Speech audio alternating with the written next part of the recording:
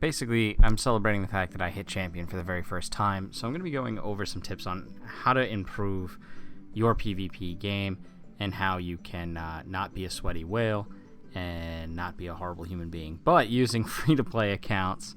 Oh, wow, I should actually super awaken these guys. That was a mistake to not do that. Anyhow, how to, in combination with my last two videos, my second to last video was about getting more diamonds, and one of the hints was doing PvP, because if we look at the weekly awards, the higher ranked you are, the more diamonds you get. The more diamonds you get, the easier it is to climb. So it's kind of a mixed bag. If you don't do well in PvP, your account's not going to succeed.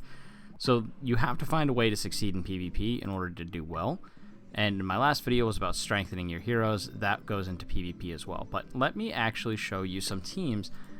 And one of the first teams that I actually used in order to climb all the way up to gold. Because in my opinion, gold should basically be the floor that you shoot for when you're just starting out. Because you can get up to 30 diamonds if you're in mid-gold. And I don't think that's too lofty of a goal. Most of the opponents you'll be fighting are bots on the way up there. So it's pretty simple, in my opinion. It just takes time. And it just takes understanding how to build a team and how to use that team. So today I'm going to break down the team that I would recommend using and explain why that works. So first things first, we're going to go over the heroes. So the first one that I would recommend would actually be Red Gother. Red Gother is a free hero that you get for playing. After your first full month in the game, you get a Red Gother. He's also available for free in the coin shop, although I wouldn't recommend purchasing him through the coin shop until you've gotten the rest of your team put together. Now let me go over why I like Gother. So, two reasons. One is going to be his arrow shot. Now it's an AoE at rank 1, but at rank 2, one of the important elements is that it disables the attack skills of the opponent, meaning that they're not able to attack you for one turn. The damage goes up when you hit rank 3, as well as the debuff applying now for 2 turns. Secondly, this is really what makes Gother stand apart, is that he has Invasion Arrow. This increases the skill ranks of one ally at rank 2, of all allies at rank 1 is one ally, rank 2 is all allies, and rank 3 increases the skill rank from 1 to 2 or 2 to 3 for all allies, and buffs them of their basic stats by 20% for 3 turns. So that's pretty significant. Most people just use that card in its second iteration because they want to rush getting the skills of their other heroes and their DPS in place. But you can get it up to level 3 and go that way. And then you can use Gother's ultimate, which inflicts area of effect damage. It hits all 3 of your opponents, and it also depletes 3 ultimate move gauge orbs. So that becomes very important for how this combo is going to break down. So Red Gother, free unit, highly recommend him. The other free unit that is going to be in here is going to be one that you also get through playing the story, and you actually get him before you even unlock PvP. And that is going to be Blue King. So Blue King is free. You also can get a ton of free cosmetics for King, which is another way to beef up his stats, which I think makes him pretty good in Ungeared Arena. But what makes King particularly good is that he does have decent single target damage, but at level 2, he's able to petrify for 2 turns. At level 3, 1 turn at level 2, and 2 turns at level 3. So what that means is you turn your enemies to rock, and they're not able to attack, they're not able to do anything. You can, even if they have their ultimate, they can't do anything. As long as you don't attack them, that petrification will not break, unless they use a debuff remover. But that's a great tool to kind of literally freeze your opponent, but it's rock, not ice. Secondly, he also adds quite a bit of a heal here. So at rank 1, it just removes debuffs, which is super useful. At rank 2, it heals diminished HP by 30% and removes those debuffs. And then at rank 3, it's up to 50% of diminished HP and removes debuffs. So you want to use this heal when your allies are at lower health, because it's based on their diminished HP, right? So the more HP they're missing, the bigger your heal ends up being. So that's just a quick hit on him. And then his ultimate, same thing. It hits, it does Shatter, which ignores resistance, which not huge, but it does do quite a bit of damage. And it pairs up with Deanne, who you get for free, so that ends up being pretty solid overall. Shatter damage equal to 480%, at level 1, which is what mine's at. So with Gother hitting all targets and King hitting all targets with their ultimates, they end up being a pretty solid team because you're able to do big damage to both your opponent, or to all of your opponent's heroes. Next is going to be a unit that really doesn't cost much. You can get him through the coin shop, or more likely you're going to get him through drawing because he's an SR hero. And this is Holy Knight Gilthunder in the green version. The reason that I recommend this is because of his unique. So you're not actually going to put him out on the field. He's going to be your substitute. So he's going to increase your allies' defense-related stats by 30% in PvP. So he's going to be a tough nut to crack. He's going to make all of your heroes much stronger, in the sense that it'll be harder for their DPS to get through them, and then additionally you have those heals. So even if they do whittle down your defense, most likely with that 30% boost, they're not going to be one-shotting anyone, which means that all the damage they do, you can then turn around and heal up a decent amount of it with King. But yeah, he's in the back. You're not really using his offensive abilities, so I'm not really going to go over them. If you're down to using him, it probably means the match is not going your way. Alright, last but not least, this is the one expensive element of your team, but I highly recommend him. And it is green Esterosa of Love. Now, he can be purchased in the coin shop. On sale, he's 7 coins. Regularly, he's 10 coins. And yes, that is SSR coins. I know he's expensive, but hear me out. He is the linchpin to your whole team working for multiple reasons. One, he has single target of 200% attack, and his attacks ignore defense, which means that he actually can hit like a truck. That goes up to 300% at 2-star, and then 500% on 3-star. So in terms of single target damage, he can actually pump it out pretty consistently. But you're not taking him for his attack ability, you're actually taking him for his stance. Now his stance is full counter, which works a lot like the free Meliodas you start with, except for the fact that it includes a taunt, meaning that the enemies have to attack your Esterosa.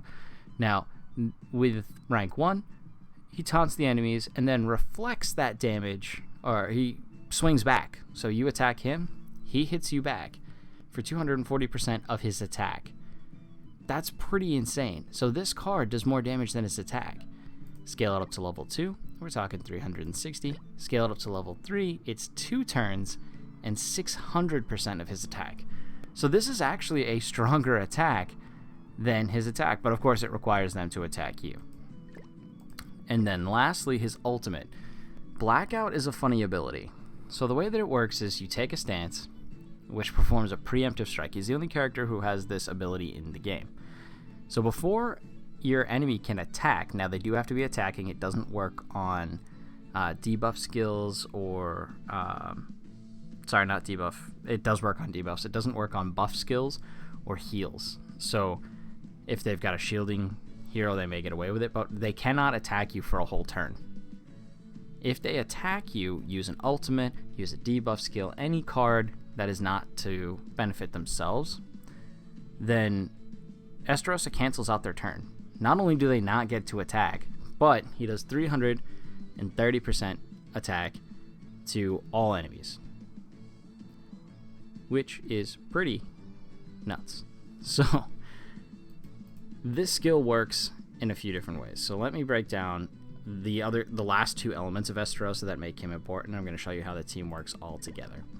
So this skill is his commandment. So it decreases the attack related stats by 20% for 3 turns upon damaging an enemy with a skill. Now remember, commandments apply to you as well. So you're going to be debuffing yourself every time you attack. So basically you want your team set up to fully counter. As soon as you enter a stance, you drop your debuff stacks. So if you are Esterosa and you attack, once you enter your stance, that cancels out the debuffs. So that works for you, and if they don't have a stance and they don't have debuff removal, they're going to be stacking minus 20% attack stats on top of your plus 30 defense stats from your green Gilthunder in the back. So your team not only gets better defensively, but Esterosa's skill allows for, or his commandment makes their attack weaker. So your defense is higher and their attack is weaker, which means that it's really, really, really hard to kill you. On top of that, every time you attack, Esterosa is going to slap you right in the face every single time. So this allows Esterosa to do big damage and predominantly serve as a non-attacker and just sit there and let them kill themselves while attacking you. Second is going to be his unique. Allies have their debuffs removed when using stance skills, and they gain debuff immunity for 2 turns. So this is where Esterosa's skills combine, right? So he can attack and then enter into a stance, and he drops that 20% attack debuff, which you're going to want to make sure that you do. You don't want him sitting with a debuff while you're getting ready to counter, because you're going to lose some of the damage that you would normally do. Now, where this combos with the rest of your team is that with King's healing ability at rank 1 is able to remove debuffs. So if you don't have if you accidentally make a mistake or there's a debuff, you can just remove that. If your Esterosa is getting low health, you can rank up King's heal using Gother, and then you can heal up your Esterosa to get him back to higher health. Additionally, Esterosa and Gother, they kind of have a dyssynergy, but not if you use it right. So what I mean by that is, obviously, you need your opponents to attack you in order for Esterosa's counter to be effective. But one of the things that Gother introduces is a disabling attack skills, right? So you would say, well, why would I ever want that? Well, hear me out. You're not guaranteed to pull a taunt every single turn. And if it's not at 3 stars, it's going to end at the end of 1 turn. So what you're able to do is use Gother's debuff skill to cover for when you don't have attack skills. That way the enemy can't attack you without you reflecting damage. Pretty straightforward, pretty simple. The two cover for each other. Now, all right, well, hopefully this gets you started. Hopefully this gets you some more wins. Work towards getting those heroes. The big thing is going to be getting Esterosa. So the rest of the heroes you should be able to get fairly easily for free. So the only way to get Esterosa is going to actually be through the coin shop. So like I said, you will have to save up quite a bit. He's 10 if he's not on sale, and he is 7 when he is. But if you go to the Platinum coin shop, you will be able to scoop up Esterosa right here. I was going to say, if he's not in here either, then I'm going to look really bad.